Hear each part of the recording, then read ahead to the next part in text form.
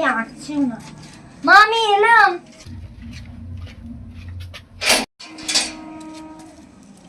মানা টাটা। এটা কি? মানা আয় একবার এখানে।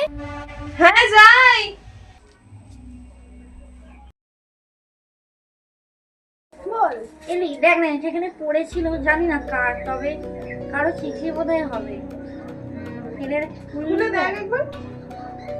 কারো চিঠি পড়া উচিত নয়। বাড়ির সামনে পড়ে আছে তখন কারি বা হ্যাঁ খোলা।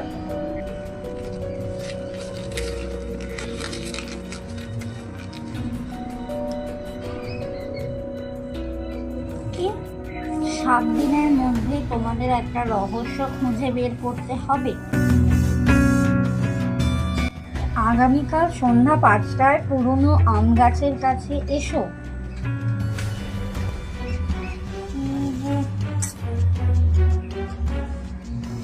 কি সন্ধ্যাবেলায় 7 দিনের মধ্যে রহস্য, আমি তো কিছুই বুঝতে পারছি না। কি দিল বলতো এটা? তাও আবার পুরোনো আম গাছের কাছে। স্ট্রেঞ্জ।